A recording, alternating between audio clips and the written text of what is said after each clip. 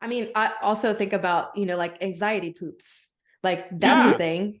yeah, totally. Like Mm-hmm. sometimes you just like you gotta dump it out. Like literally. Everybody poops. That's the Everybody poops. saying. Yeah. Everybody poops. Hello. Do you want to play a game? What's your favorite scary movie? Be afraid. Be very afraid. See dead. You're gonna need a bigger boat. Here's Johnny. The power of Christ compels you! The power of Christ compels you! Whatever you do, don't fall asleep. Welcome to Talking Horror with Jamie and Nikisha. Hi, I'm Jamie.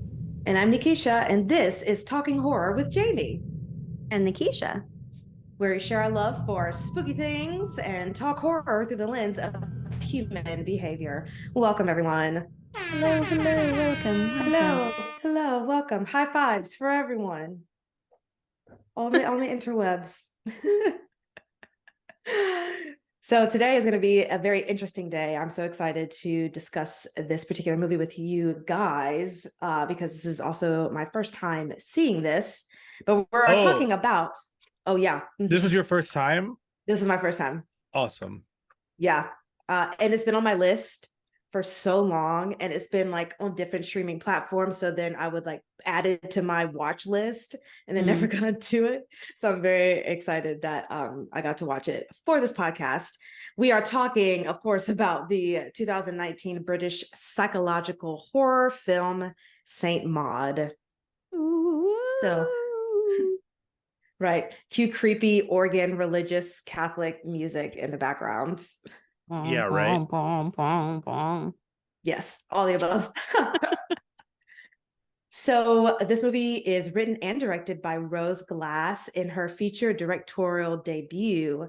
And in watching a tiny snippet of an interview with Miss Glass, apparently she wrote this while she was still in film school. And then eventually it got picked up to where that she could actually produce this movie. But it was so cool that this was a concept that she had for a very long time. And I'm very glad that someone picked it up in order for it to come into fruition. So this movie films Morfydd Clark. Morfydd Clark. I don't know why I want to say it in like an Irish accent, Well, but it's Welsh and it's like Morfydd. It's a very Morfydd. interesting name. Oh, It's like Morfydd. Morfuhth. I don't know why I had D in there. Maybe it was Wikipedia, or maybe my just mistyping on it. But it also sounds very Irish to me, so I like it. Well, it stars her as well as Jennifer L. I want to say this is Ehle, so I'm going to say L. You ever seen Pride and Prejudice? Yes. The BBC version? No, only the Keira Knightley version. That's the only one I will acknowledge ever in life. Wait, really? The BBC one is incredible. I mean, the Keira Knightley one is great, but the BBC one is like is top tier. Like that's the one. That's definitively like the best one for sure. Okay, and she stars in that one. Yes. And she stars in that one. Yes, that's why I bring it up. I'm not just casually talking about Pride and Prejudice. Yes. I don't know. I mean, you might, whatever, you can. Right. I'm fine with that. And Morfydd Clark is in Rings of the Power, Rings of right? Power. Yeah, she's Galadriel in the Rings of Power TV show. I have never heard of that TV show in my life. The Lord of the Rings. Lord of the Rings? It's the Lord of the Rings TV show on Amazon. Fantastic. Well, I mean, she was wonderful in this. I'm sorry, I know nothing about Lord of the Rings. So doing great. Yes. But I mean, she's great in this, so I can only imagine that she's wonderful in the TV show as well. Well, we're not talking about Lord of the Rings. We're not talking about Pride and Prejudice. We're talking about Saint Maude. So heavy spoilers for Saint Maude. And Jamie, run us through all those trigger warnings because there are a lot. Oh my God. This may be the most trigger warning movie we've covered. Yes. So there's a lot of religion in this. So if that is not for you, just right off the bat, starting there, there are like references to homophobia, sexuality, like orgasming. There's assault that happens. There's death. It focuses on like cancer and palliative care. There's a lot of self-harm. Yep. Like a lot. That also like is interwoven with religion. And I'm trying to think if I missed anything. There's some alcohol, some partying, A lot of some partying. references to being paid for sex, maybe, perhaps. Yes. Perhaps. Some exchange, perhaps. Yeah, I think I'm like, what else is there? Oh, and murder. There is murder. Murder schmurder. Murder. A little Satan, maybe, perhaps. Of course. Mm. Oh, Fire. yes. Fire. Fire. Like, yes. Like, yeah. Suicidal fire, I guess. A lot of body burns. Ooh, Yeah, brimstone. Picking at scabs. Yeah, Ugh. scab picking. Mm-hmm. Mm-hmm. Good old scab picking. Good old scab picking.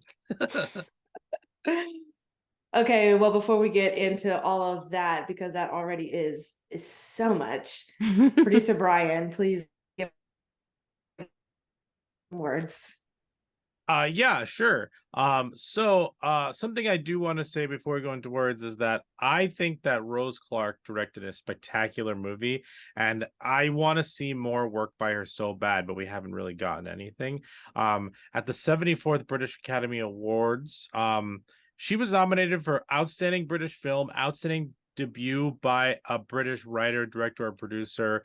Like, I just want more from her. This was at Toronto in 2019. It was released in 2020. Like, this movie is so good, and this movie is so much better the second time, in my opinion.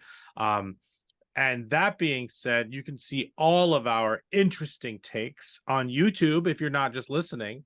Hey YouTube, how are you? How are YouTube?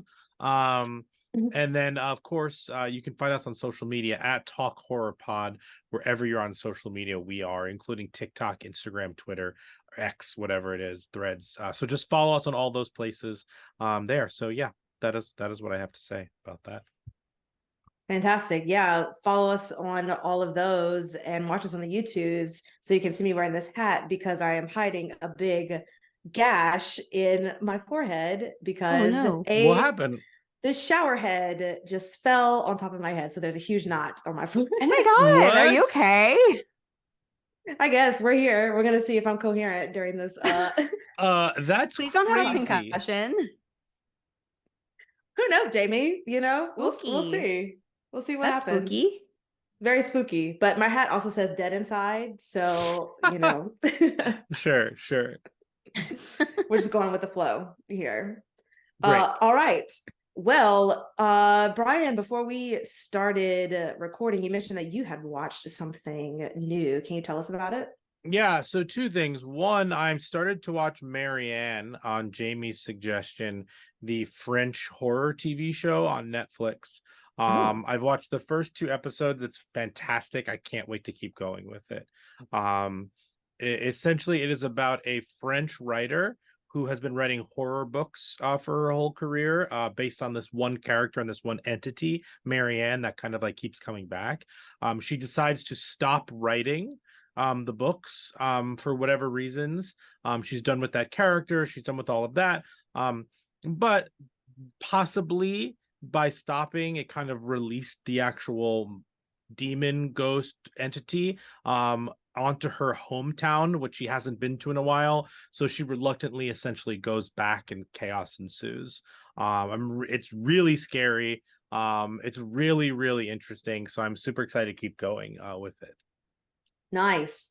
That just reminds me of you talking about just a TV show. There is a Hulu original TV show that is about to come out. I want to say it's called, and I might be paraphrasing, The Other Black Girl, but it's set in this office, and there's this one Black girl who's an assistant to the boss, and then there's another one that comes in and works at the same company, but apparently there's like mischief and things that are happening like within the company. So I think it's just kind of like a thriller horror, but it should be coming out pretty soon. It's a Hulu original. That's I'm very cool. excited about that.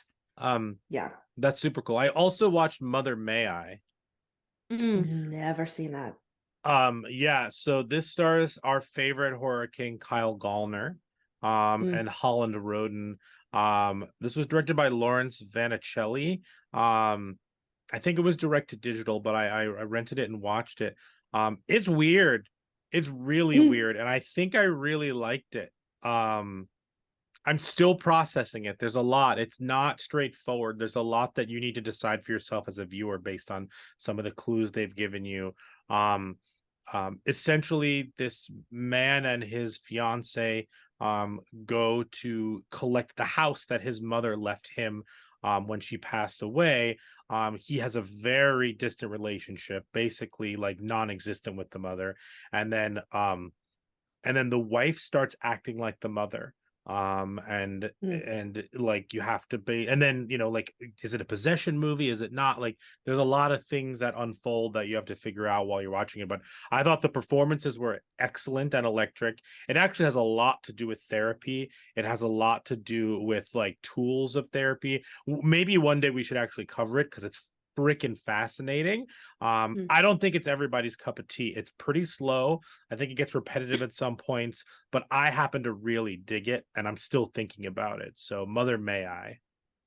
Nice. Yeah, let's add it to the list of things to cover. But I have never heard of that, but that sounds fantastic. Yeah, it was good. I would suggest it. I think it's interesting enough that even if you hate it, you'll get something out of the watch. Yeah. Well, here's a quick question for the both of you. Do you prefer movies that leave you to your own interpretation, or do you like things, or specifically in the horror movie genre, of course, right. Or movies that like they tell it exactly how it is, like there is no other interpretation of it? Like, which do you prefer? I don't know. I feel like it depends on the context. Because sometimes sometimes I think it's fun to kind of like go on your own journey. But other times I do really just like want to know. Like, just tell me, give it to me. Just talk to me, please. Let me know. Yeah. Talk to me. No, be careful. Yeah, I agree with Jamie. It's completely contextual, and it's also subjective because like some people, I really like movies that give you a solid ending, but some of my favorite movies are very open-ended. And I think it really just depends on what it's actually trying to do. It's funny that we're talking about this because with the Saint Maude that we're talking about today, because it leads you to believe you're going to get a one type of ending, and then it unequivocally tells you exactly what type of ending it is. So I thought that was fascinating that we're talking about that. But like, what's a good example? Have you all seen Inception? No. Okay, great. So bad example. But yeah, it really just you ever seen Sideways? No. Great. This is going great for me. But anyway, it's just contextual. If the story is complete and like you don't need certain pieces of information to like get the story complete, or like if it's just in the eye of the beholder and it's well directed and well written, then that's perfectly okay with me. But like if clearly like something feels like it's missing to like to finish the narrative, or at least it leaves you with too many questions to be able to like interpret the themes and the character arcs and stuff like that, then I'm just like, what this was missing like a whole 20 minutes or something like that. Yeah, no, I agree. I was trying to think of movies as well that fits that bill of like your own interpretation of exactly what happens. I think the movie Us kind of teeters that line of like you kind of realizing what is the ending, how do the people get to where they are now, like what's the general, a lot of just things open for or at least as opposed to everyone was asking like, well, what does this represent, to Jordan Peele, and he was like, well, it's whatever you want it to represent. It isn't just even though there is a clear like ending, what the, for lack of a better word, metaphor for it all is up to interpretation. Yeah.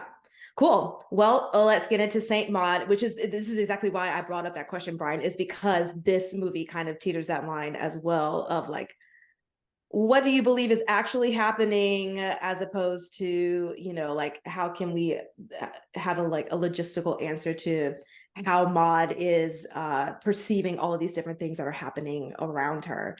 Sure. So let's get into it. We need a 2-minute plot summary, and I think last time we just made sure that it was dedicated to producer Brian. So Forever. Yeah. Forever. Forever. What's the plot? Yeah, okay, so it's my turn to do the plot summary. I am ready. I am excited. Let's do this. Who is going to time me? Jamie is. Excellent. Yes, indeed. Fantastic. Let me know when Maude and I can roll with the punches. All right. So, producer Brian, I have 2 minutes on the clock for you to give us your shortest and best explanation of what the hell Saint Maude is about. Are you ready? Okay. Sure.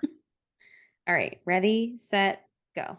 Okay, so we open up in a hospital where something has gone wrong, and we see our main character sitting in a corner. We get a spectacular title card, and then we learn that Maude is just got a new job working as basically a hospice nurse for this famous ballerina who is dying of cancer, stage 4, terminal. What we learned is that Maude is very religious, I believe Roman Catholic, and she is basically she is at odds in terms of what they believe with the person she's taking care of. The person taking care of is more open, free, more hedonistic, if you will, from Maude's perspective, and then Maude is very conservative in that way. So they're at odds a little bit. They kind of get along, but they start to find a common ground. And Amanda, the ballerina, tells Maude that she's her savior, whether it's tongue in cheek or not. And Maude takes that to heart and now thinks that this is her lot in life to basically save this person. Long story short, Maude, and we'll talk about what actually happens, but Maude feels either jealous or protective of her. Maybe she's falling in love with her. We don't know. And essentially things get out of hand. They make fun of her for being Saint Maude, because Maude asks Amanda's girlfriend to never come back so she can focus on being religious and coming to God. Long story short, she slaps her, she gets fired, and then I really botched this.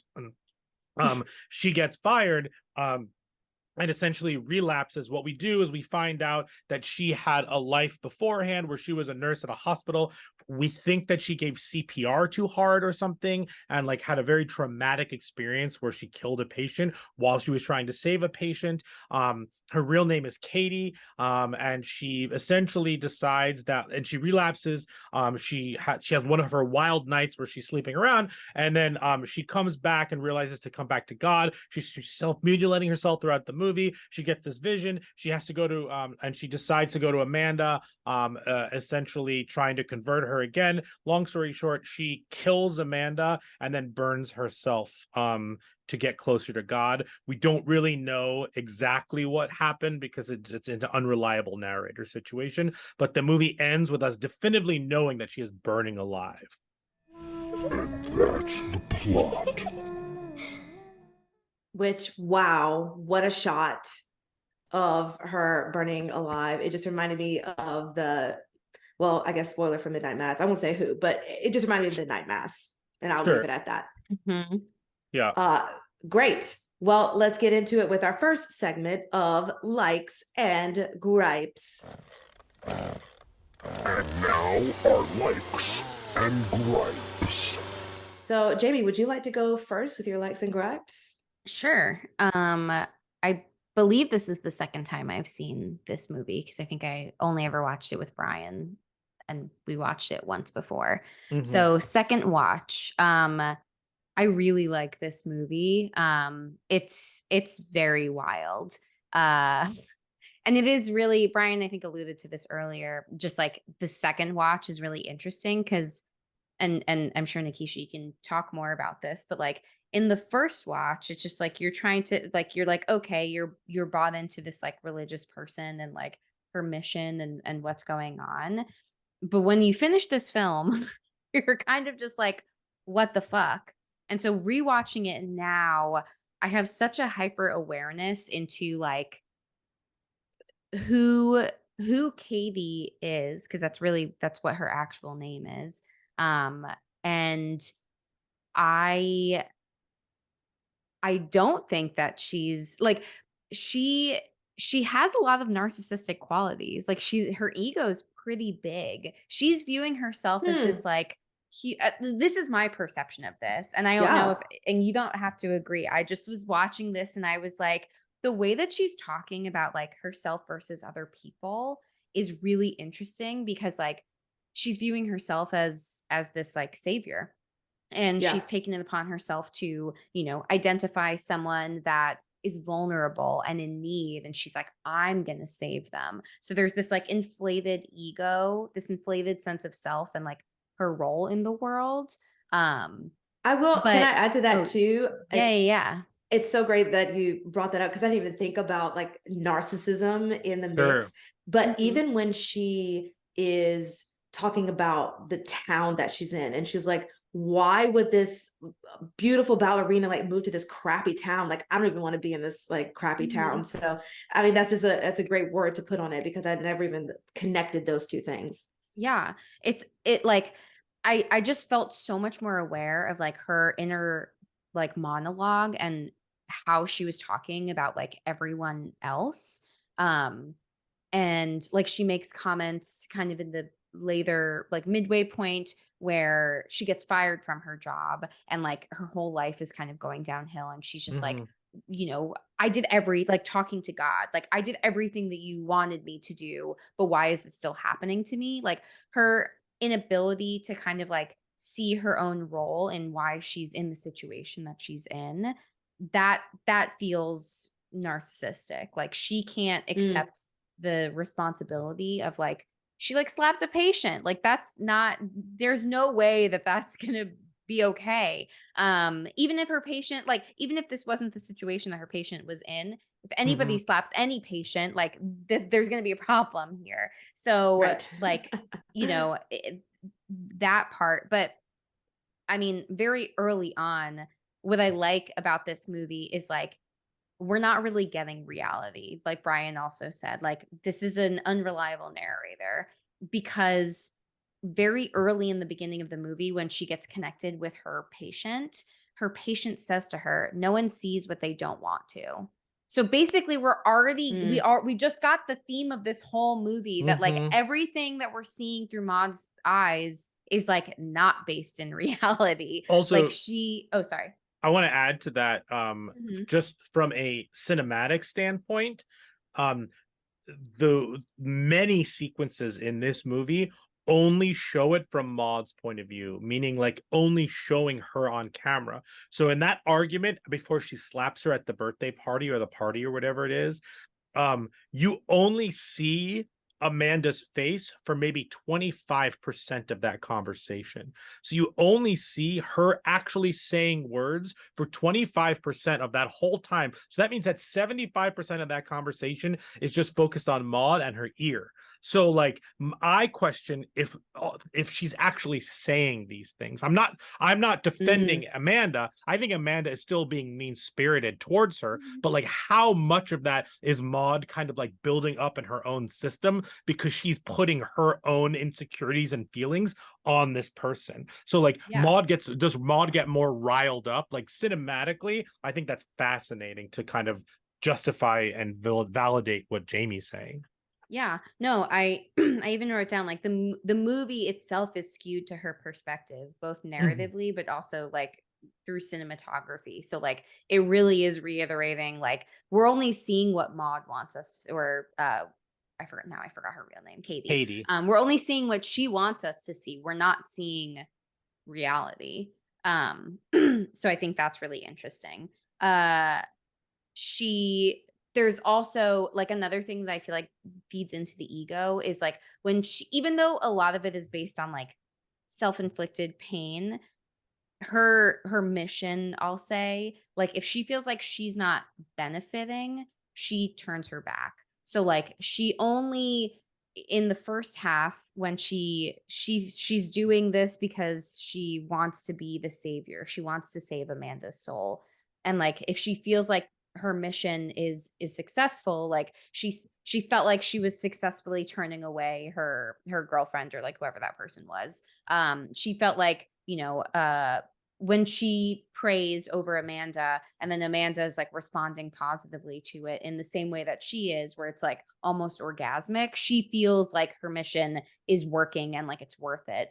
But when everything falls apart and she gets fired from her job, and like she's at the bar and like, can't connect with anybody, which I also feel like is a really important piece too, is like her inability to connect socially with anybody else. Like she turns her back on her belief system. She's like this diehard, like, Catholic in the first half of the movie, but then when it doesn't serve her anymore, she turns away from it and like goes the complete opposite direction, right? Like she returns to this, I guess, like she formerly led a more hedonistic lifestyle, but like, man, she turned on the dime and went right back to it because like, she's lost, but also it feels more like she's not getting something out of it, and like that's why she's not participating. Like that's at least my perception, where like it feels so self-serving that when it's no longer serving her, which like if you have a belief system,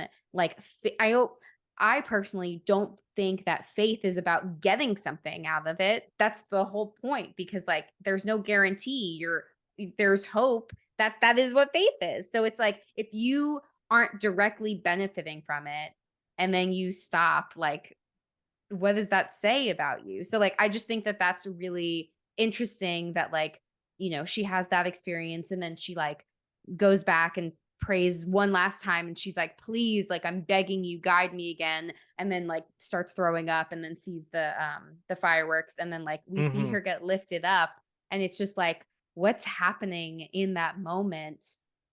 Who knows? But like, because we're only getting her side, but it's just so fascinating. And so that all that to say that like, I just find on second viewing, like she's very unlikable because of that to me, but still very compelling to watch, because it's just like, what's happening here? And so then the other half of me, outside of like, focusing on her character, is like, what's going on with her mental health, which I will hold that for later.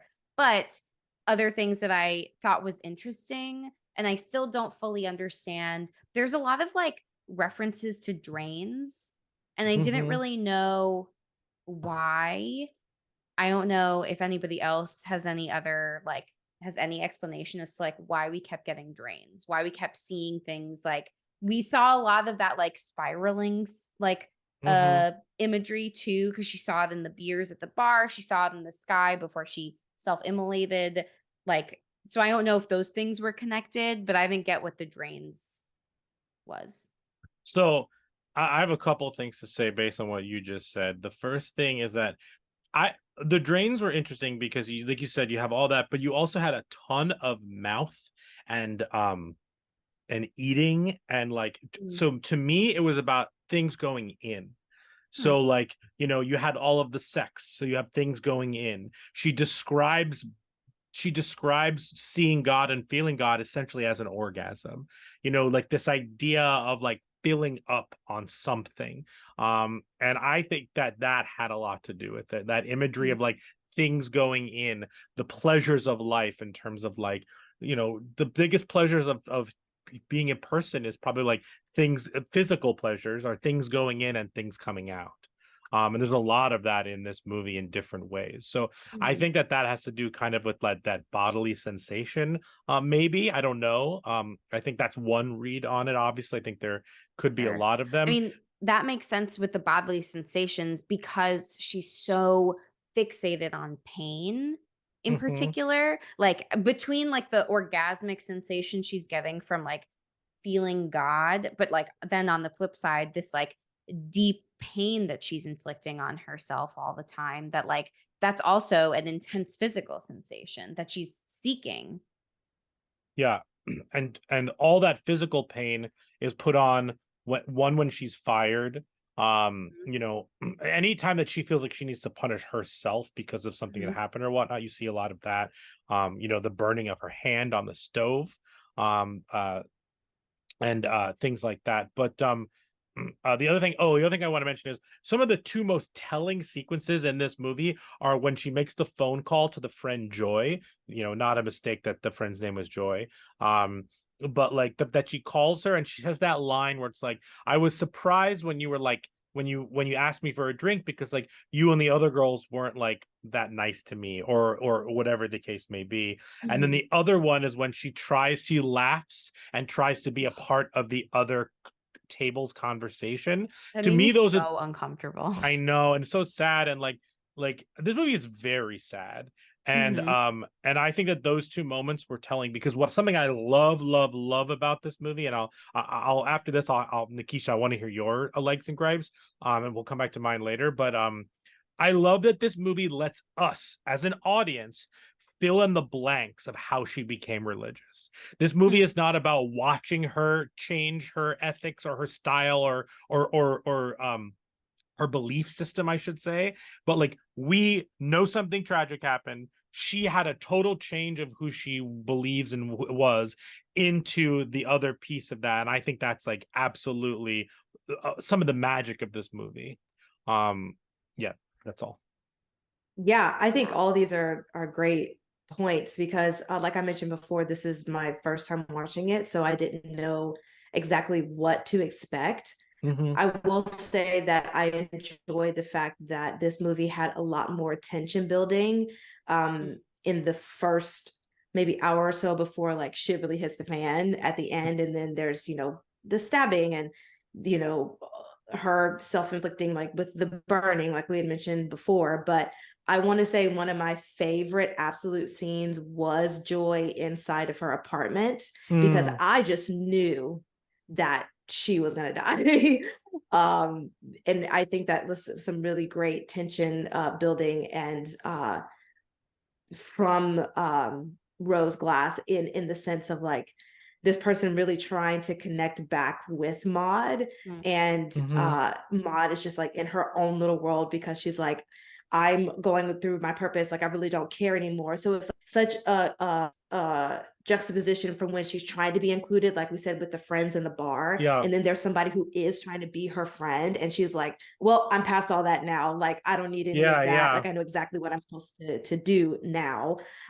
So I think it's also a really great representation of something that Jamie had mentioned earlier about religion and like the prize at the end, you know, like everything that you are doing is because you want something in the end, like and that's your only motivation for it, not necessarily doing good because doing good is good. It's because you want something for yourself in the end, so your motivations are already tainted. And I like how they really kind of present that, because that's what a lot of religions kind of like mask in a sense. It's like you're thinking about oh, you're doing all this good stuff, but every time it's like, well, it's because you don't want to go to hell, you know, it's because you don't. And there's a great line where she talks about like, if you're inflicting pain on me and I've done all this, I can't even imagine what you're doing with people who don't believe in you, you know. So I just really loved all of that interjection of how people can be in religion, even though I'm sure this movie is not solely based on just like the religious perspective. And even in watching that interview with Rose, she toggled with the idea of the movie just being the inner voice and Maude back and forth. But then she was like, well, no, that's just a little too kind of like tongue in cheek of like God around all the time. So she was like, well, let's just have the perspective of like Maude just being always influenced by this voice. And so it makes sense when you see the scenes where you can see Maude kind of like listening to something, but like nobody's talking, and then she'll like go on and do whatever. So I really enjoyed that back and forth. I loved the shot of her floating in the middle of the apartment complex. I thought that was beautiful. And then the imagery of the wings as she was about to, after she did kill what is the ballerina's name? I don't know why I forgot. Amanda. Amanda, thank you. I literally just watched the movie today. Amanda. And yeah, I just think a lot of these shots are just are so gorgeous. But when I say the scariest, aside from the tension with Joy inside the apartment complex, was also like that devil pop out of Amanda. That got me. And I was like, yeah. Oof. But I'm glad that Brian brought up the term unreliable narrator, because then that it all makes sense of like, this is just her perspective.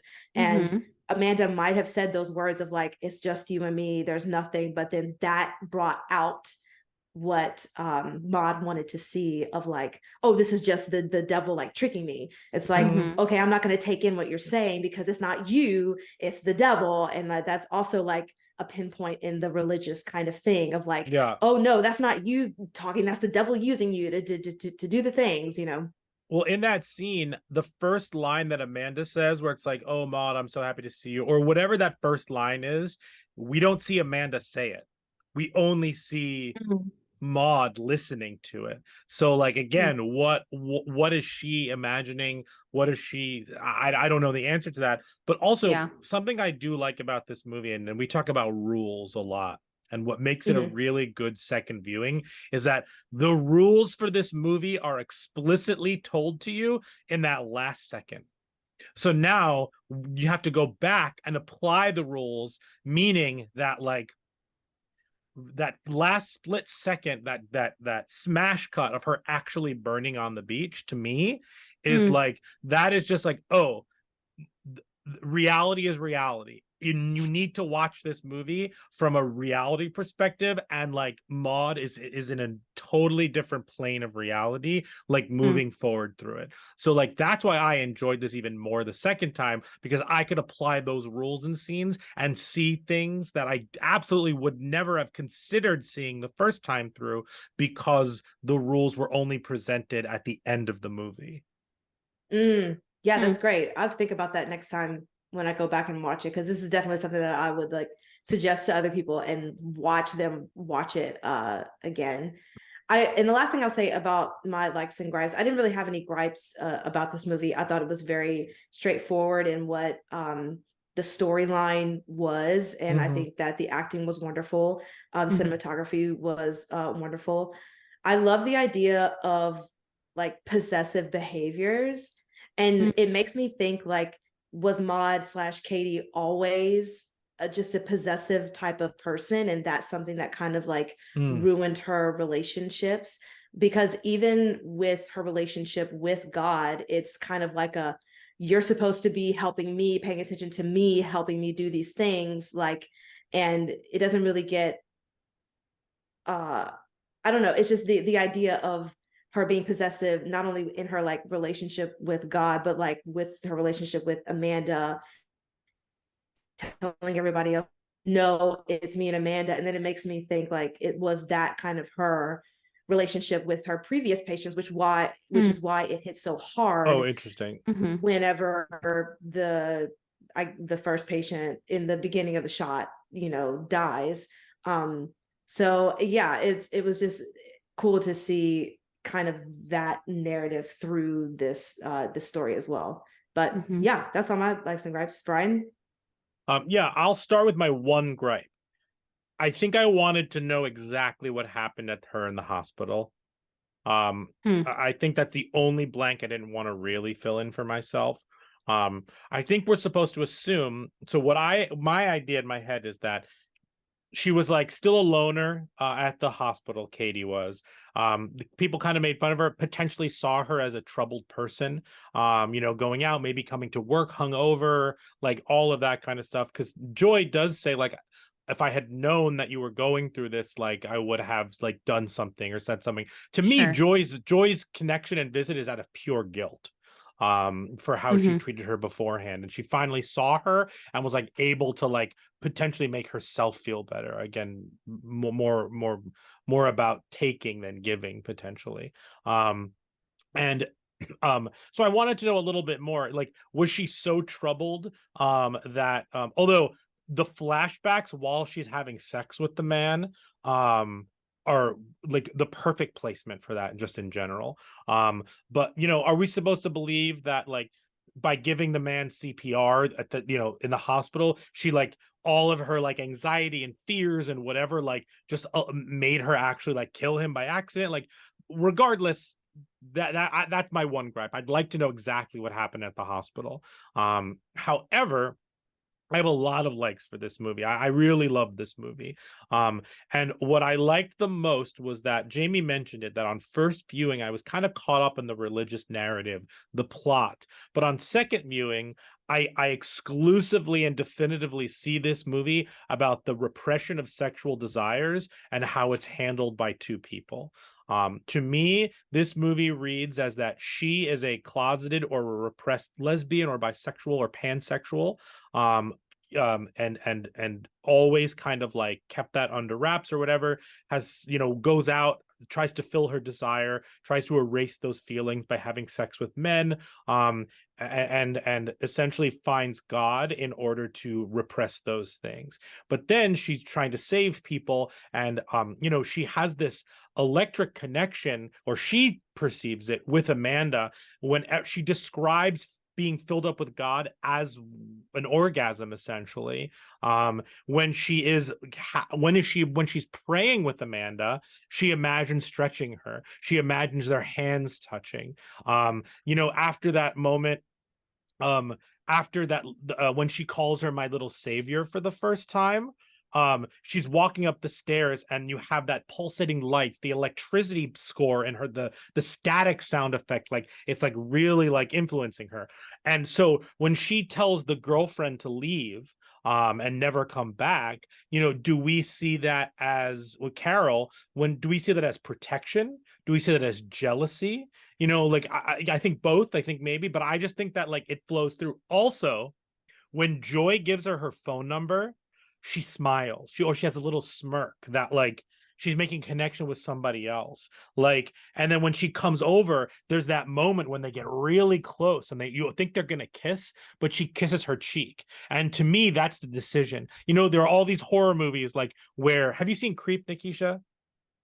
So there are a lot of, horror movies have one moment where a character can leave or continue on, like make the right choice or the poor choice. And to me, that was the moment when she kisses her on the cheek, as opposed to like expressing herself and kissing her on the mouth. Like that was her choosing that pathway. And the way that she sees the world, and to me, is and she also self-harms when she's overcome with desire. Every time she has this moment with Amanda, she goes to the stove, she burns herself, like things like that. She leans on her knees when she get, and on the popcorn kernels and things like that. So that's kind of how I saw this. Also, to her, that feeling of God, that orgasm, is bigger than anything else. So you have that like split second of the special effect of her mouth getting too big and her eyes getting too big. I don't like that. I don't like big mouths. I know you don't like big mouths, but like you have those moments there, which I found like super, super fascinating that like they threw those in. And when it comes to the puking and the fireworks, I think she sees that as a sign, but like probably she was just puking from drinking too much, and maybe there were fireworks outside. And she, again, the quote that Jamie said, no one sees what they want to, and like she's seeing all the things that she wants to see when the cross slides off of the dresser, and that's when she kind of decides to like have a relapse, essentially, or doesn't decide but has a relapse. Like that could have easily just slipped off because she placed it wrong or whatnot, but she sees that as a sign, as like she has failed God. And I just think that all of this together, tied together, is one of the more compelling movies that I've like seen in a long time. And this was my second viewing, obviously, as I've mentioned. But I really like that. I like that we never really 100% confirmed that it's the new nurse. We just assume that it's the new nurse. because like you can't really tell from that far away if Amanda or not in the wheelchair. But it doesn't matter because she suggested going outside the house, and then she said no, and now the new nurse is taking her outside the house, or taking someone outside the house. I also like that the new nurse said that she has choir practice. So the assumption is that she's a godly person, but like she's not enough godly because she doesn't have the same respect for like Amanda and dying people that Maude thinks that she does. Yeah, I also like that all the details of this movie add to an eerie nature. The old scissors, the broken down flat, a seaside town that feels like it's at the end of the world, with like the lights and the casino. So you have this like house on the hill that is like very like distance from all the like hedonistic sinful things. There's a casino, there's the bars, there's the lights, all that stuff. I like that juxtaposition. And I like that the god that she hears is speaking in Welsh, not Latin, not Italian, not Middle Eastern like Sanskrit or whatever. It hears the Welsh that like she potentially grew up with or whatnot. I thought that was interesting. Again, you don't see, no one sees what they don't want to see, like that type of thing. You hear what you want to hear. Yeah, I just think this is a spectacular movie, and I want Rose Glass to do more things because I'm addicted to how she tells a story. I think this is one of the better A24 movies. This is a top 10 A24 movie for me, horror movie. Yeah, absolutely. I agree. Like justice for Rose Glass. Like who do you got to talk to give her more money to do things? Because I'm sure she has so many more ideas. Yeah, this was spectacular. Fantastic. Anyone have anything else they want to add before we move on? I have questions for you. I have one question for you. I don't know the answer to this. They focus a lot on her stomach, and those are either stretch marks or mutilations. I think mutilations. Okay. Like self-harm. Yeah, I just wanted to confirm that because I wasn't totally sure. Yeah, no, I definitely think that they were scars. But then doesn't she make that, and she makes the comment about the like, God, do I have like ulcers or like cancer or something? When she like has the stomach pains, before she goes, I saw that's interesting because I saw that as just as like you make yourself sick. Like when something bad happens to you, your anxiety, like it makes like when you feel like you've failed yourself or whatnot, like I mean, I'll speak for myself. Like when I feel like I've disappointed somebody, even if it's not true, even if it's just my anxiety telling me that I disappointed somebody, I feel it in my stomach and my chest. And I almost like get sick, like because I've like run myself wild internally. So like I'm just applying that to the situation. That could also be an option too. I mean, I also think about, like anxiety poops.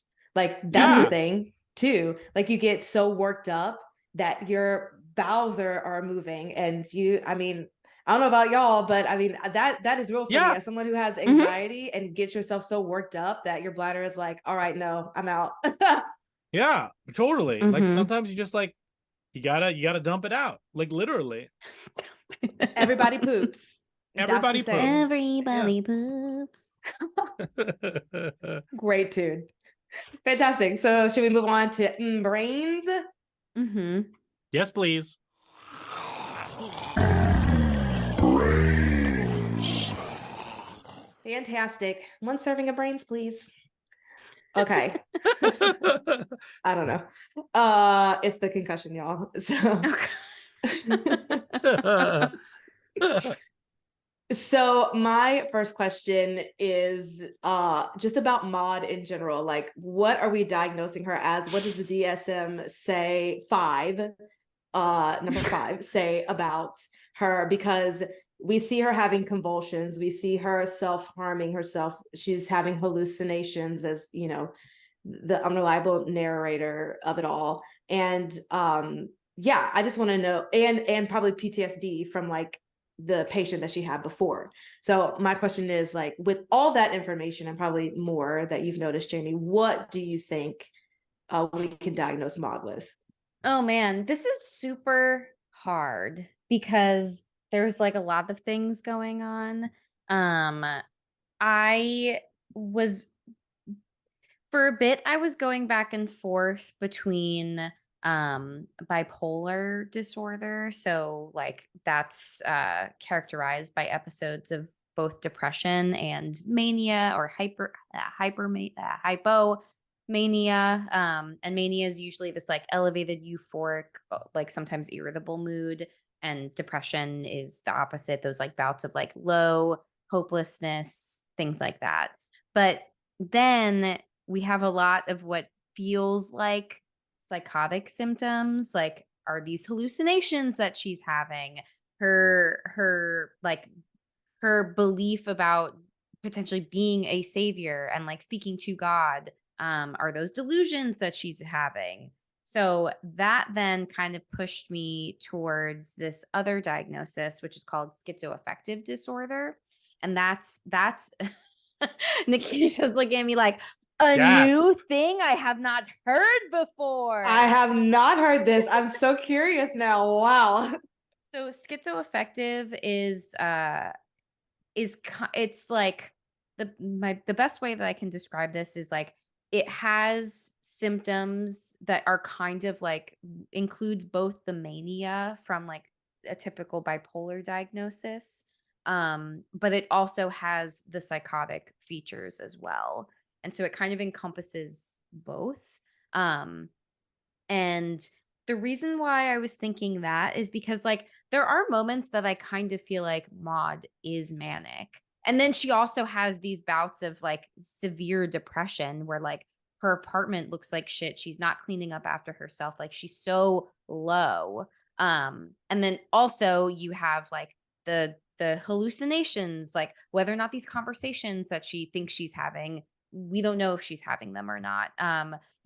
Seeing Amanda turn into like someone possessed by Satan at the end, I don't know if that's really what's happening there. Even just like her closeness to God, like just her spiritual beliefs, like and this is also to say like if you have spiritual beliefs, that is not a psychotic symptom. However, if you believe that like you might have some like you might be an angel, like then that might be teetering into something else. So like I think the way that she is kind of like viewing herself as like a savior or even as a saint herself, like whatever's going on like doesn't seem grounded in reality.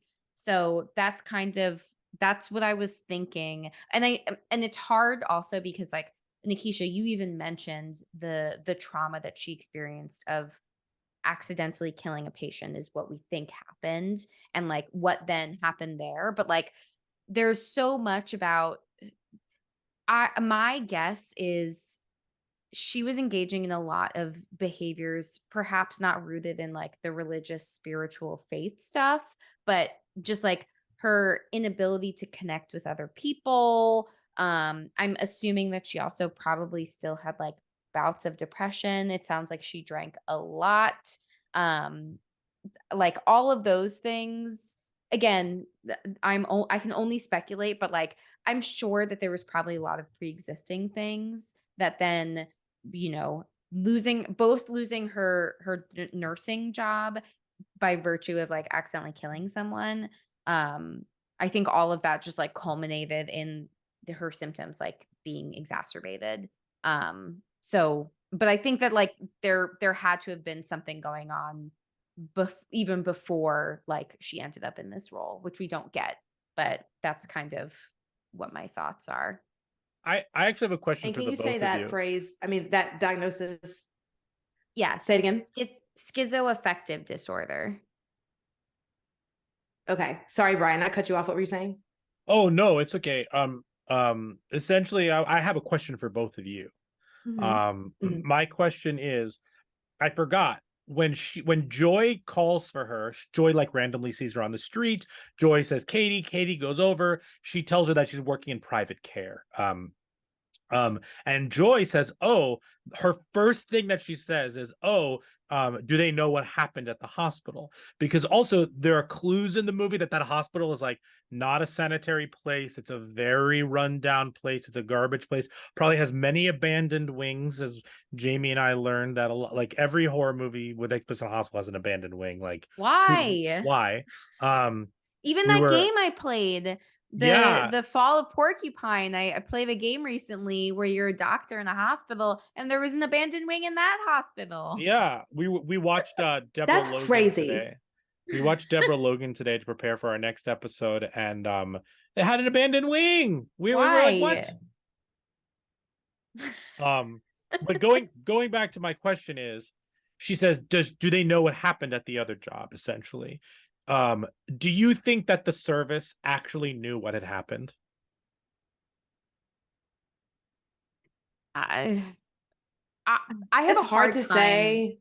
Yeah, like I have a really hard time believing that there's no way that they don't know, because like I guess my thought, just thinking about it from like a license perspective, and this obviously they have their own ways of like having licenses, but like if something like that happened, there's going to be an investigation, and like it's going to be tied to your name and your license. So I mean, I guess she has this new name that she's going by, but like she still probably needs to have a license tied to whatever name they're giving her, or whatever name she's giving herself rather. So like I feel like it's really hard to say that they definitively don't know, or that she somehow was able to conceal this.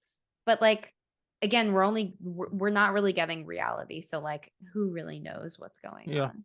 That's true. Yeah. Nikisha, you were gonna say something? No, I was just gonna say I agree with Jamie, because the only thing that I would think of is that she changed her name. But to Jamie's point, like you have to have certification show like paperwork. So yeah, I mean, not only that, but also I don't know, I think that actually reminds me, when she's sitting in the corner at the beginning, this is kind of unrelated, but when she's sitting in the corner in the beginning and she looks up and she sees like the cockroach in the corner, like she sees herself as that. She's the one in the corner and like rethinking her entire life in that moment. She looks up and she sees a cockroach, and she probably associates herself with that, because that cockroach is like literally the mirror image of her up, but like it's a cockroach, and there she is with her bloody hands and like the cadaver on the table. I just thought that was a nice juxtaposition, or an interesting, visual juxtaposition. And like if something that terrible or tragic or traumatic happened at the hospital, like I guess that's a gripe. Like they would, or it's not a gripe, because they may know. Like she may be telling the truth. Like, oh, they know, but like it doesn't matter, because they need people to take care of other people. You know what I mean? I don't know. Maybe it's saying something about the healthcare system as well, but not as strong as it is other themes in this movie. Anyway, I just was curious, that came to my mind. Back to you, Brains. Yeah. So my next question is more about toxic positivity. I'm of the moment when I had to comfort Amanda and say there's life after this. And so I just want to know your thoughts about toxic positivity, and like how that can be damaging, kind of spewing, harmful rhetoric to people with like terminal illnesses, and like what's a better way to comfort someone, as opposed to saying like, oh, it's going to be better on the other side. I mean, like they have a terminal illness and you don't, and you're telling them like it's going to be okay, like you're not experiencing the things that they're experiencing. Yeah, I mean, I think like especially in this context, it just feels super like dismissive, but I also think more so it's not it's not grounded in like whatever way Amanda is thinking about herself and like her process, and what she needs. Like again, it's super selfish. Like it's just Maude's perception and like her belief system that she feels like is superior to the way that Amanda is operating and living her life. And so she's like, inserting herself and her beliefs, and it's not affirming, it's not validating, it's just like shutting down the pain and the distress and the frustration and like all of the other things that are coming up for her, or even just like, you know, she doesn't want to think about she doesn't want to think she says like, I don't like thinking about these disturbing things or something like that. Like she doesn't want to be thinking that like her pain is serving some greater good, as Maude is like saying that it is. And like that's just not like their belief systems are not aligned. And so I think like, and then kind of more generally, I feel like toxic positivity again it's not validating like when people are in pain. It's kind of just like this bullish approach to shut down any real experiences that people are having, even if those experiences are like not happy. But like that's part of being human, is that like we have these real experiences. Things are not always going to be sunshine and rainbows all the time, as much as we want it to be. So like not allowing people to express that stirs up a lot of frustration and pain for them, and like just isn't a friendly thing to do. Yeah, absolutely. I agree wholeheartedly with it. It's just very hard too, because some people think that they're doing a good service in saying these things that could be, that they think are comforting to the other person. But like you said, Amanda said she doesn't want to think about these kinds of things. So why would you then in turn like keep bringing that up? Like she's already dealing with a lot, and she's just, you know, trying to enjoy her life how she wants to enjoy it before, you know, she's gone. So yeah. Do we have time for one? Do we want to do one more? Do we want to go to Rotten Tomato? Yeah, I can't speak. absolutely. We can totally do one more if you have a question. Okay. This is more of a generalized thing, and I know we always talk about just like going to therapy for everything. But if you could, Jamie, just kind of talk about healthier ways that one can start over from traumatic events. And I'm just thinking about Maude after the whole hospital thing, even though we don't know exactly what happened. Like it doesn't seem like she has fully processed what has happened, because she's having flashbacks and acting out. So what are some better or some more healthier, ways that someone can kind of like process traumatic events and move forward? Yeah, I think part of it is actually like acknowledging it, because I don't think that really in any of this we're seeing, and again, maybe she has, but like it doesn't seem like it. It doesn't seem like she's yet able to like kind of and part of it I think is like because it's so disturbing to think about, but like there doesn't seem to be any attempt to kind of sit with what happened. And like it's coming up in these like really intense flashbacks that are like very disturbing to her, but then she's not really like, she's ignoring them, she's avoiding it. Which like that's part of what like our brains want to do, but it also prolongs some of that pain, because we're not dealing with it. Even if our brains are like, I don't want to think about this, I don't want to think about this ever, shut it down, make it stop, like, and we might be like, yeah, I don't want to think about this, like that's bad, why would I want to? But again, like in terms of lessening the pain and distress that comes from like flashbacks, or that comes from the memory of that traumatic event, like therapy, like doing the work so that you're able to like operate, especially if she's continuing to work in this field, right? Like and she picked palliative care. Like out of all of the things that you could pick, you're picking working so closely with death after having seemingly recently dealt with a death. Like it's pretty wild that she's continuing to work so closely with death, experiencing something so traumatic that's related to death. It's like, what is going on here? But like, even though she is like faced with it on this level, she still like is disconnected from it. Like the focus is more on like saving this soul before this person dies, versus like helping her work through the fact that she is dying, and what does that mean to her, and like how can she offer her like the best last moments that she can. It's like it's like way more selfish and less helpful, I think, for both of them. Yeah. Yeah. That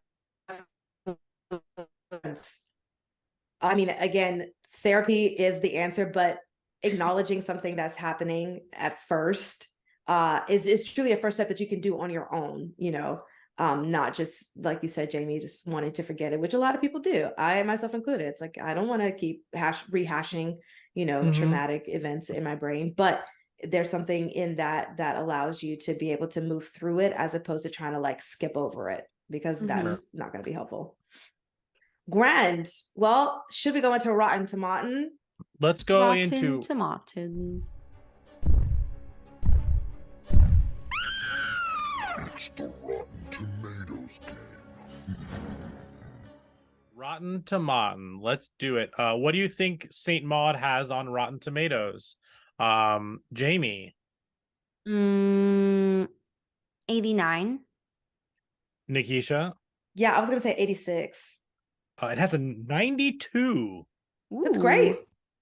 A brilliantly unsettling blend of body horror and psychological thriller, Saint Maude marks an impressive debut for writer-director Rose Glass. Yeah. Yeah, that I don't think of this as body horror, but it absolutely is in some ways, for sure. All the self-harm, for sure. Yeah, totally. However, the audience score for this is 66%. Wow.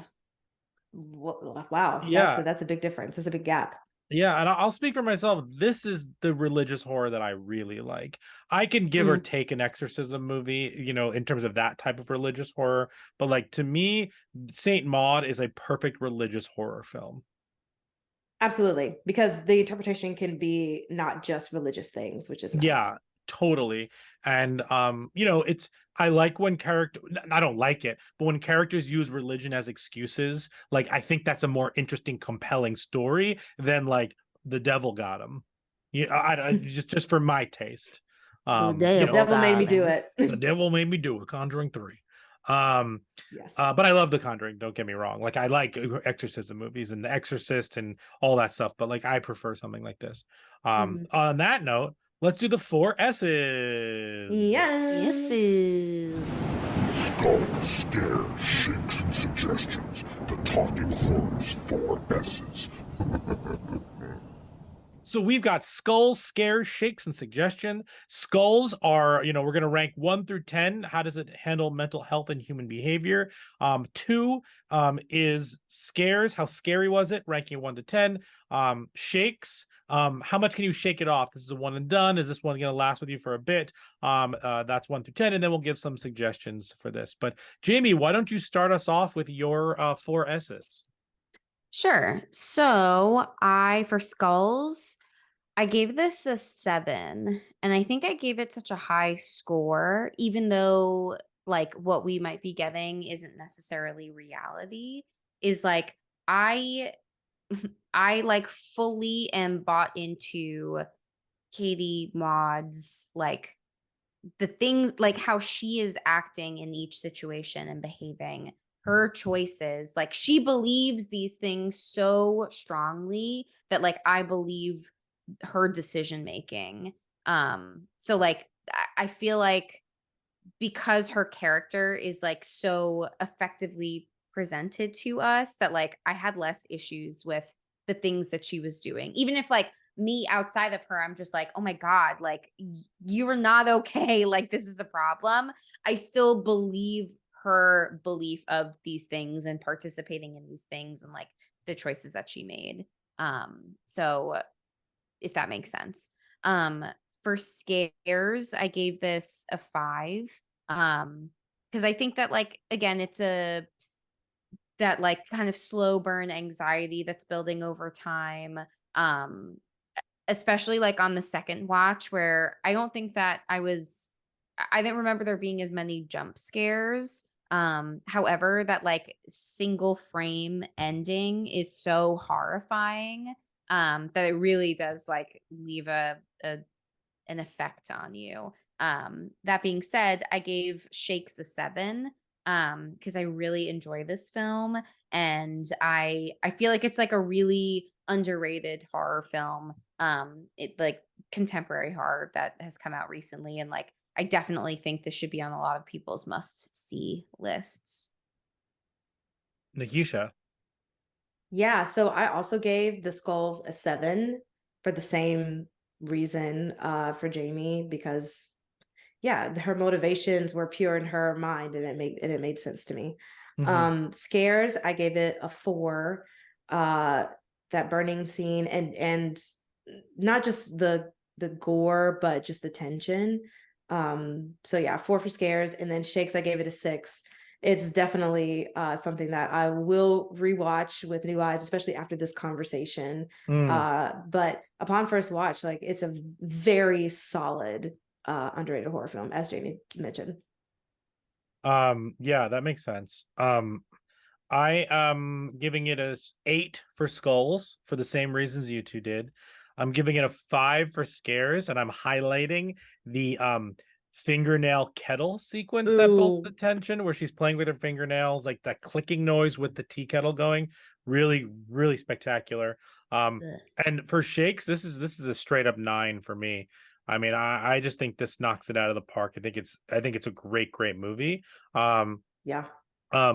Also, something I didn't mention before that I'd like to mention is I thought the inclusion of the gift from the William Blake art to her, where like it's all of this religious art by somebody who doesn't believe in organized religion but is more spiritual, is just like thematically just a fascinating like character point, as well as just overall, supporting what this movie is or isn't trying to say. I thought that was cool. Like, that was great. Suggestions. Nikisha, you may have already spoiled your suggestion, but I'll let you go first for this one. Well, I had 2, because the first one was Midnight Mass because of the burning scene, but also when she was rising up off the ground, I don't know, for some reason it just flashed me to Hereditary. So I just think that they have the same kind of vibes, with just kind of like following a deity of some kind and all that stuff. So Midnight Mass and Hereditary for me. Excellent. Jamie. Those are great, Nikisha. I Yay! Yay! Yay! I was thinking, like, what's another kind of like questionable narrator experiencing, like, basically that. So I went with Black Swan. Oh, good one. Great one. So good. Love Black Swan. I haven't seen that in a while. I know. Me too. We should do that. Yes. Mine is the VV Itch, the witch. Oh yeah. Ooh, I think if we're talking slow burn, is what is happening actually happening? Is it not happening? Even though we are presented with something up front in the witch that makes you believe that these things are real, it still keeps you guessing back and forth. And then I think that's that would be a good 2-pack, if you will. Also, one more unreliable narrator but TV show is Swarm, because you don't know what is real, what isn't, and it is definitely all from her perspective. Sure. All the way to the end. But you know that, like, oh, this didn't really happen. Like, it's great. So Swarm is awesome. Cool. Fantastic. Well, I think that wraps up this episode of Saint Maude. Every time we do this, and I'm like, let's wrap up, I just think that we talked about, and I was about to say VVH. I don't know what that is. But you can follow us on all of the Instagrams, on the Twitter, on the TikToks at Talk Horror Pod. And where can they listen to us? Sure. You can listen to us wherever you get your podcasts. So Spotify, Apple Podcasts, rate and review us there. 5 stars, please. Thank you. Fantastic. How do we want to end, guys? I think we have to end with the "no one sees what they don't want to" quote. Or God, what was the other one that she said to the man outside? Like, God bless you. God will not waste your pain, when she gave him money. Yeah. They also say, snap out of it, honey. Or nothing you do matters. Ooh. That was brutal. That was brutal. That's very hard. Nothing you do matters. Ooh, or you're getting intense. dangerously Norma Well, thanks Desmond. guys for listening. No, I'm dead. All right. Bye.